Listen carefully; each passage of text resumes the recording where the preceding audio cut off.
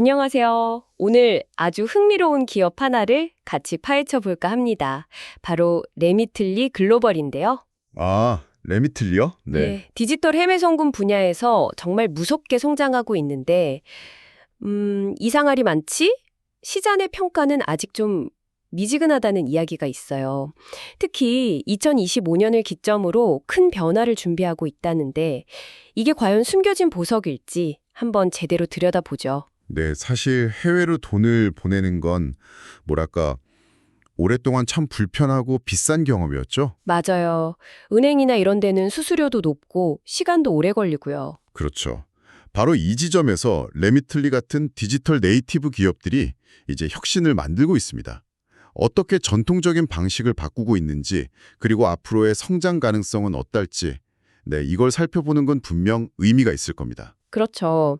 핵심은 역시 스마트폰 앱으로 쉽고 빠르게 그리고 훨씬 저렴하게 해외 송금을 할 수 있다는 거잖아요. 네, 그 편리함이 가장 크죠. 복잡한 절차 없이 그냥 몇 번 터치로 끝나는 편리함.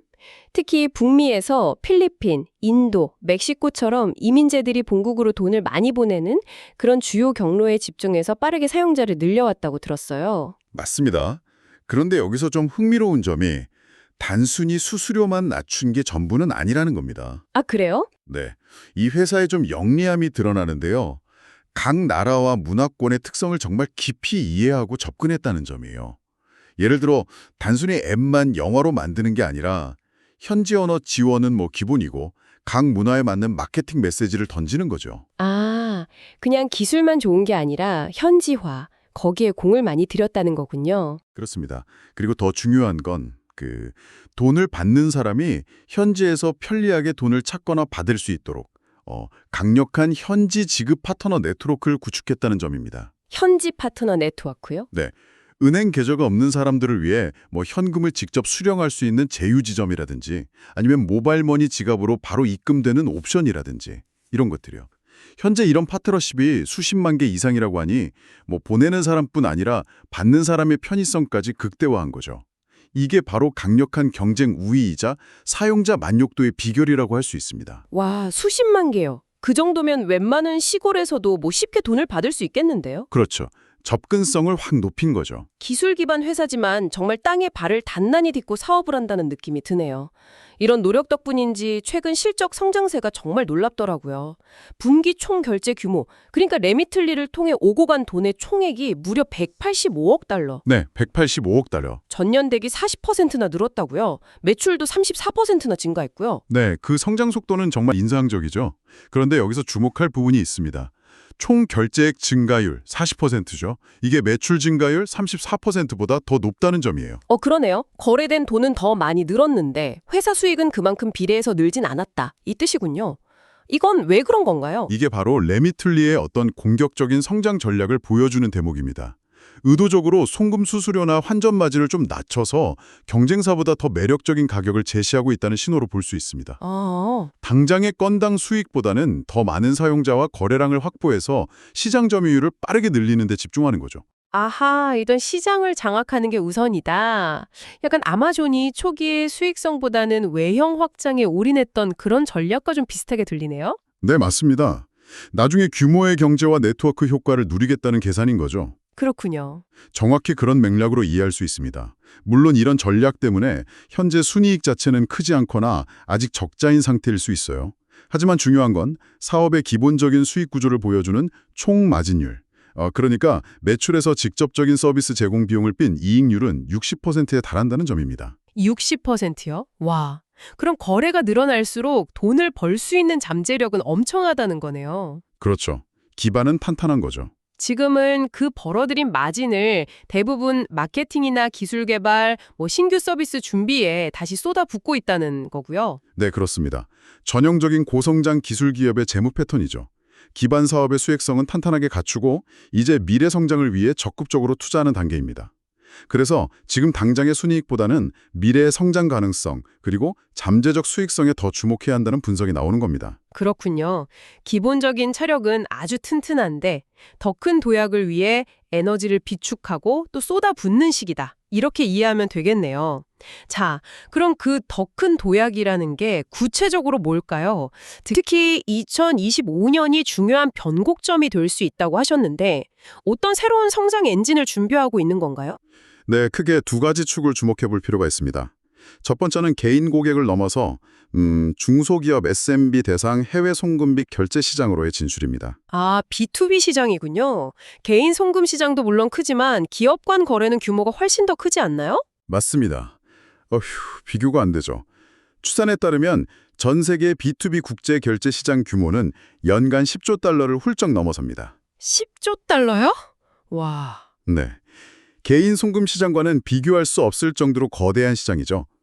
기업들은 개인보다 훨씬 더 빈번하게 그리고 큰 금액을 해외로 보내거나 받아야 하는 경우가 많거든요.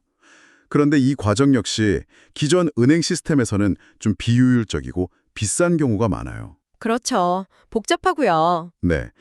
레미틀리가 개인 고객에게 제공했던 편리함과 낮은 비용을 기업 고객에게도 제공할 수 있다면 이건 완전히 새로운 성장 곡선을 그릴 수 있는 그런 기회가 됩니다. 정말 그렇겠네요.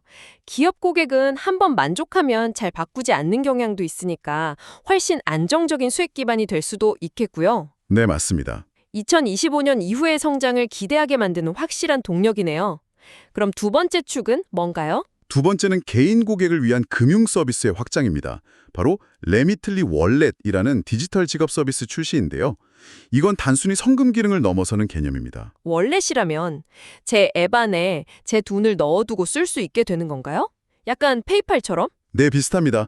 사용자들이 여러 나라의 법정화폐, 예를 들어 달러, 유로, 원화 등을 앱 안에 지갑에 보관할 수 있게 됩니다.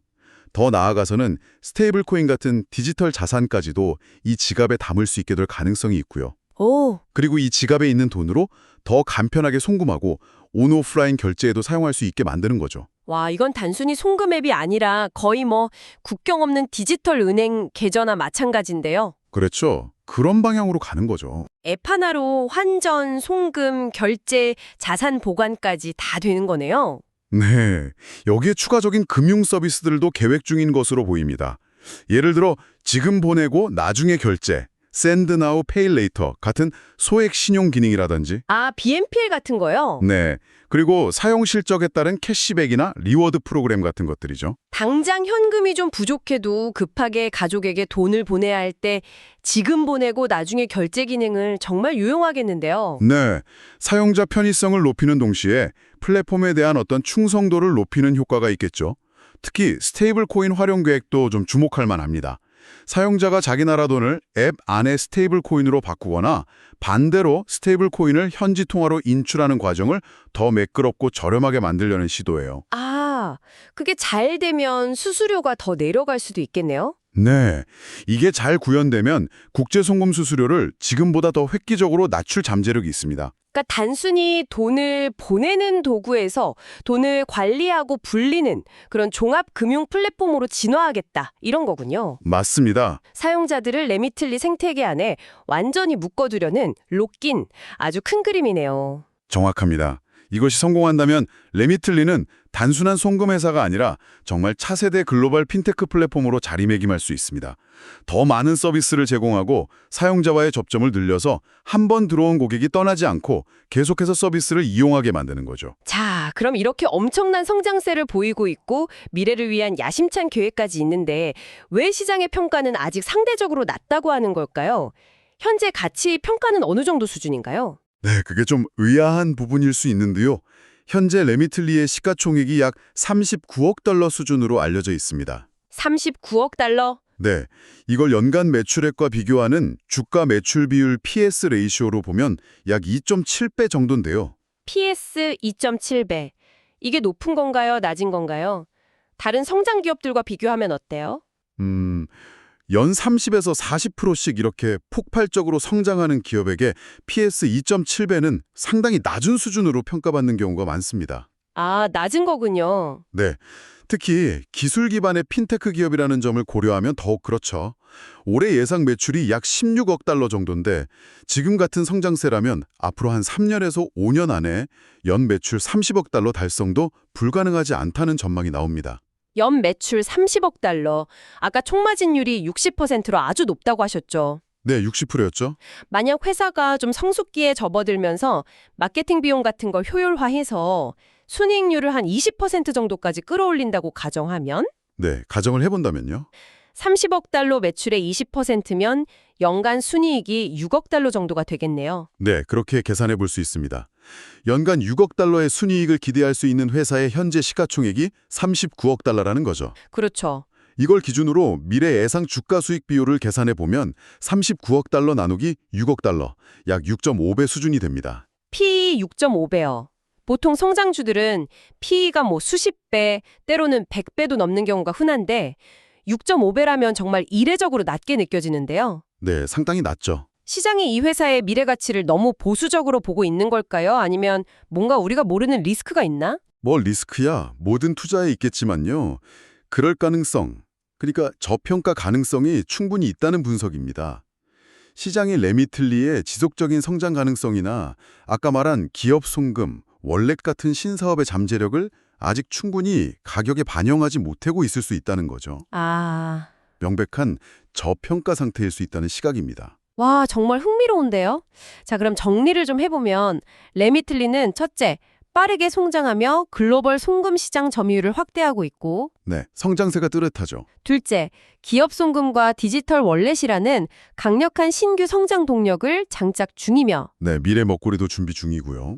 셋째, 기본 사업의 수익성, 그러니까 높은 총 마진율도 탄탄하고 그렇죠. 기반이 튼튼하고. 마지막으로 그런데 현재 시장 가치는 이런 잠재력에 비해 현저히 낮게 평가되고 있다.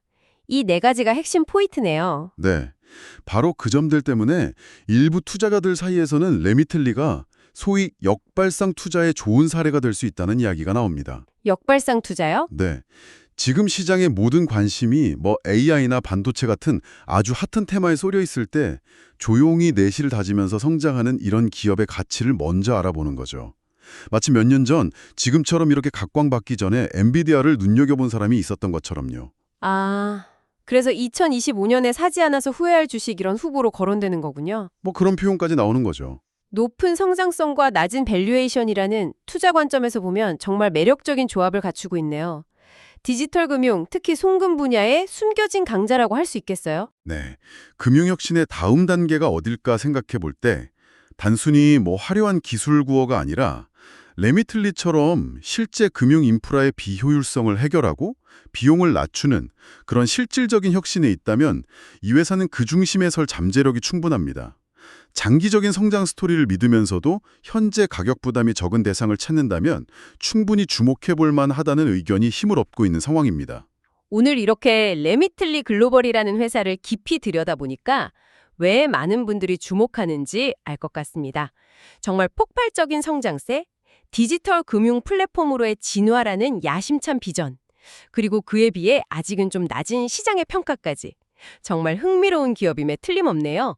여러분은 어떻게 생각하시나요? 네, 마지막으로 이런 질문을 한번 던져보고 싶습니다. 레미틀리 같은 기업의 성공, 이걸 넘어서서요. 이런 디지털 기반의 저비용 금융 서비스가 더 널리 퍼지는 것이 우리 사회 전체에 어떤 의미를 가질 수 있을까요? 아, 더 큰 관점에서요? 네, 과거에는 은행 계좌조차 갖기 어려웠거나 비싼 수수료 때문에 해외 가족에게 돈을 보내기 힘들었던 사람들이 더 쉽고 저렴하게 금융 시스템에 접근할 수 있게 된다면 이는 개인의 삶을 어떻게 변화시키고 더 나아가 전 세계적인 경제적 포용성을 높이는 데 어떤 기여를 할 수 있을지 한번 생각해 보는 것도 의미 있는 시간이 될 것 같습니다.